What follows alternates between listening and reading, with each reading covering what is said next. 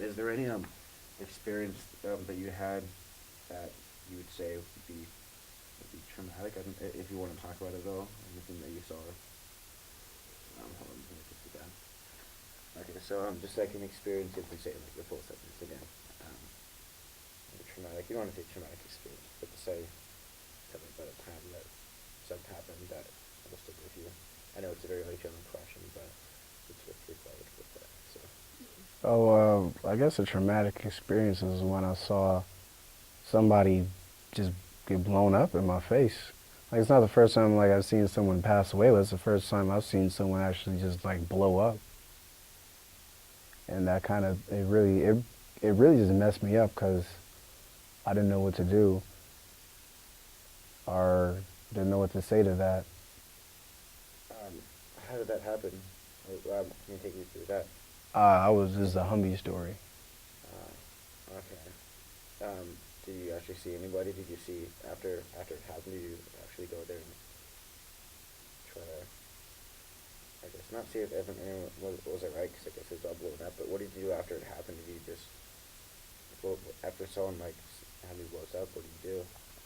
Well, since I'm not calm, which is communications, I didn't have no one with the radio, so I had to go pretty much all the way to the fob we were at and let my commander know, because that Humvee was my only ride to like over there, like back. You were on foot. Yeah, I was pretty much on foot for I would say 5 miles. It's a long time. And the heat and carrying all that. Yeah. What do you? I'll ask you a last question. When you're checking for mines or explosives in the ground, can you? I think you kind of explained a little bit what you do, but what are you doing like exactly? You're just walking and you got to check. You said you get a screwdriver. Can you tell me how that goes? Just describe that. And then. Well, when you have it's like a little stick, like a little rod, like I said. Um, when you're searching through the dirt, the point of it is to check for mines. And when you check for mines, what you do is if you hit something, like I said, if you I'm sorry, like I said, if you have it in a 45-degree angle, if you have it over, there's a possibility when you poke the mine, it can blow up in your face. So you have to have it 45-degree angles or even less. So when you poke through the dirt and you feel a mine, you can, what you do is you poke the dirt, pretty much making a square around the mine or wherever you found, and you're pretty much making a square and placing, they didn't give us poker chips, that was just for basic.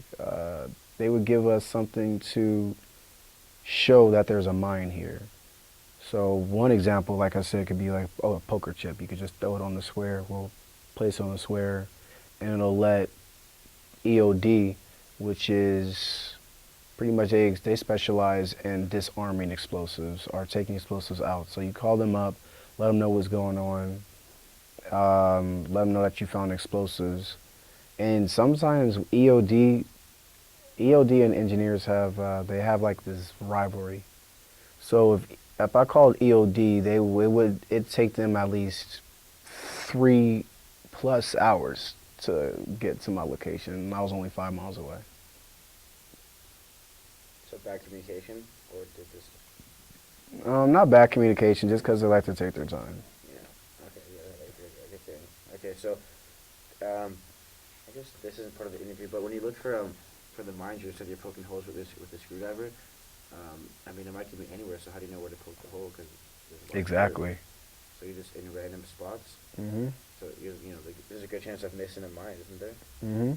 And that's how a lot of engineers died. And some reason why we're starting to specialize more in robotics, like pretty much not robotics, pretty much using a robot to go along the field. So we won't have any person there. We have something electronic that we could just replace.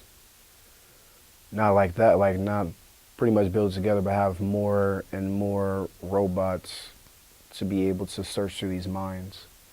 So I believe the method that they taught us, it's a really old method before, like I said, we even had robots or engineers use robots for minefields.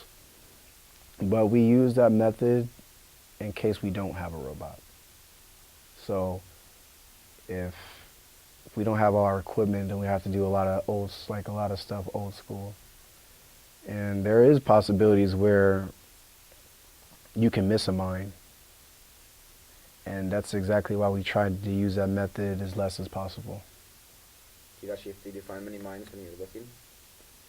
I found, I think, 2 or 3. They're anti-tank mines. Um, okay, I'll stop at that. Like